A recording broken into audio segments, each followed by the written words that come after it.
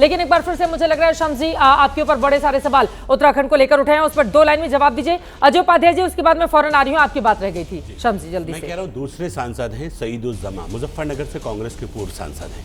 उन्होंने कलियर पीरान कलियर एक बड़ी मशहूर दरगाह है, वहां एक बहुत बड़ी हवेली कब्जा करके कह रहे हैं छोड़ दो, छोड़ नहीं रहे, धारा 54 का नोटिस दे चुके और कोर्ट चले जाते हैं हमारे खिलाफ, उल्टा चले गए, कह रहे शादाब शम्स को गलत कोटे में बना दिया है, मुझे आना चाहिए था, इनको बाहर करो। भाई वाह, कब्जा भी अच्छा, अगर मैं सही हूं, एक सांसद की ओर से जब मैं राज्यसभा में सदन की कार्रवाई सुन रही थी, उन्होंने कहा कि वोहरा समाज के लोग तो आना ही नहीं चाहते हैं, आप लोग जबरदस्ती उनको जेपीसी में उन्होंने मना कर दिया, आप लोग जबरदस्ती लेकर आना चाहते हैं, ऐसा कुछ है क्या? नहीं नहीं, बिल्कुल नहीं है। ईमानदारी इस बात की है, आप आए ना आए, मैं आपको मेहमान बुलाऊं भी ना, ये तो नाइंसाफी हुई। वो आप तय करेंगी ना, मैं आपको इनविटेशन ना दूं, मेरे यहाँ फंक्शन है और मैं आपको इनवाइट भी ना करूं और आप फंक्शन थोड़ी ना है, मैं एक बात कह, लोकतांत्रिक अधिकार है, लोकतांत्रिक अधिकार है। मैं ये कह रहा हूँ बेटियों को आप बुलाएं भी ना, मैंने इस संदर्भ में कहा कि आप बुलाएं भी ना और कहें कि भाई वो तो आई नहीं। वो कह रहे हैं कि महिलाओं के लिए तो पहले से व्यवस्था थी, इसको लेकर सरकार इतना ढोल क्यों? बता दीजिए कौन से स्टेट में थी, वो भी बता दीजिए, हम भी तो सुन लें। ये बातें बहुत बार बोल चुके हैं, कौन से स्टेट्स में थी बता दीजिए, झूठ मत बोलिए ना भाई, सच पे आइए।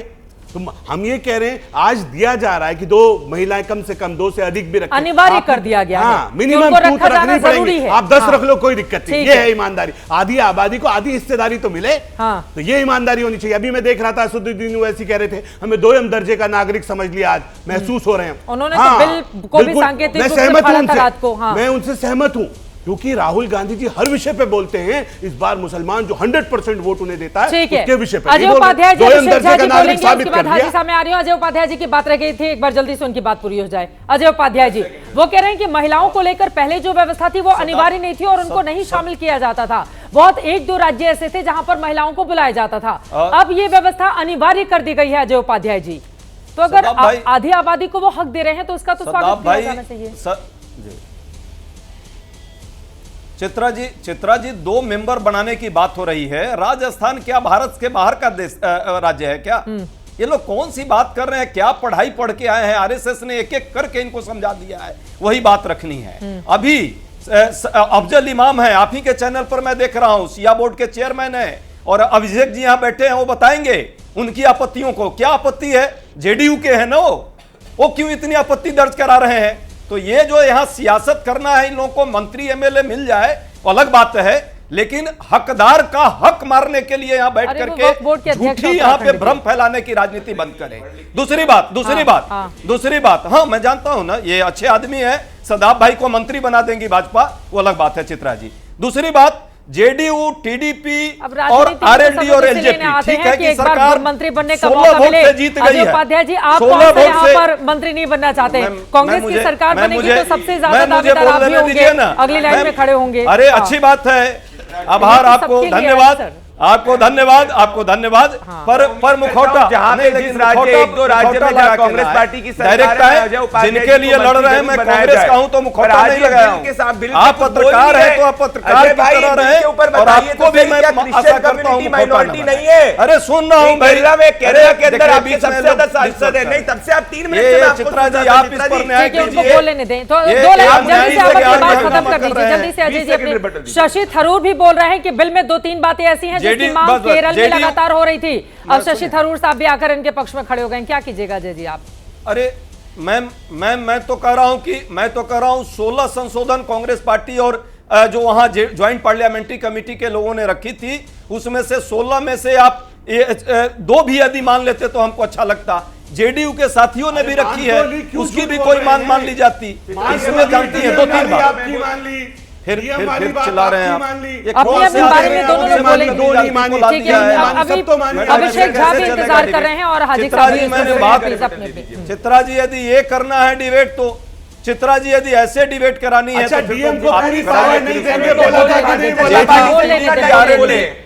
रहे हैं, फिर ये चिल्लाने लगे, ये फिर ये तीनों चारों चिल्लाते हैं। नहीं ये जेडीयू आरएलडी एलजेपी की जो बात है, डीएम से ऊपर वाला अधिकारी रहेगा। उपाध्याय जी की बात खत्म हो जाए, देखिए अब यही बात है ना, एक बोलेगा दूसरा उसमें इंटरप्ट करेगा, प्लीज ये ठीक नहीं है। एक बार जल्दी से अजय जी की बात पूरी कर दें, जल्दी से बोलिए प्लीज, कोई बोलेगा नहीं बीच में। टेक्निकल बात है, जरूर सरकार लोकसभा में जीत गई है चित्रा जी, 288 मात्र इनको वोट आई है, 16 सीट से ही ये सरकार भी एक्सपोज हो रही है कि सरकार के पास समर्थन कितना है।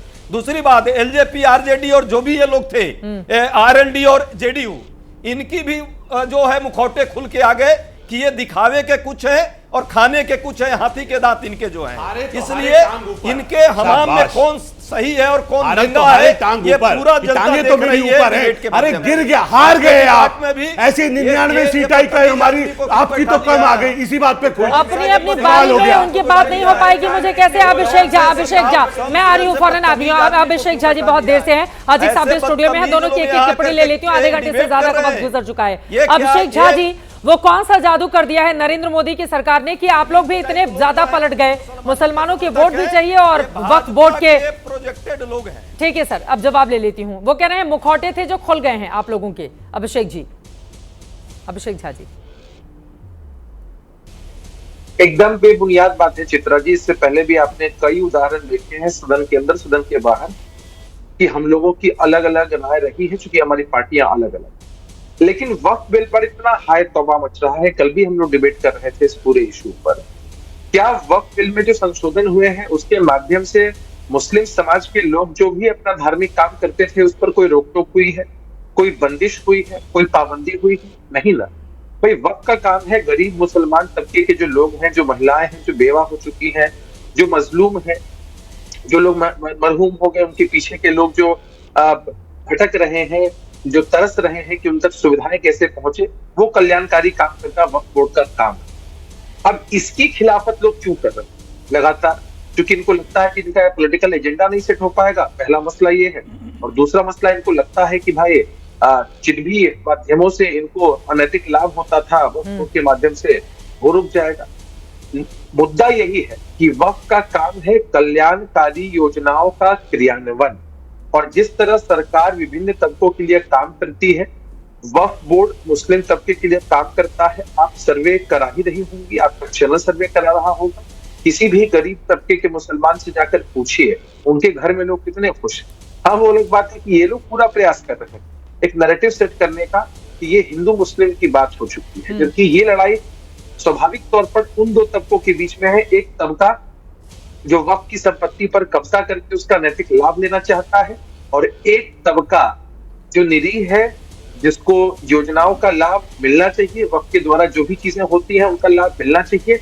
इन दो तबकों की लड़ाई है और दोनों ही तबके आपस में आमने सामने है। और हमारा पूरा समर्थन इस वक्फ बिल को है, क्योंकि हमारे संशोधनों को माना गया। आपने देखा है कि कितने सारे जो संशोधन है उसको माना गया है। कल भी अमित शाह जी ने जिस तरह से कंफ्यूजन को क्लियर किया सदन के अंदर, उसके बाद तो कुछ बचता ही नहीं। तो पॉलिटिकल एजेंडा के रूप में ये लोग उसको इस्तेमाल करना चाहते हैं। और हमारे लिए वक्फ का ये जो संशोधन हुआ है, ये पूरी तरीके से ट्रांसपेरेंसी लाने की बात है कि जो भी रेवेन्यू वक्फ के पास आता है उसकी बंदर बांट ना हो। हम कोई भी योजना चलाते हैं, सरकार के भी रेवेन्यूज पर ठीक है डिफरेंट एजेंसीज की नजर होती है या नहीं होती, तो ठीक उसी तरह से अगर इसमें भी ट्रांसपेरेंसी बढ़ती जा रही है तो इसमें दिक्कत क्या है? आप ये कहें कि मैं सवाल ले लेती हूँ, ये महत्वपूर्ण पॉइंट आपने उठाए हैं।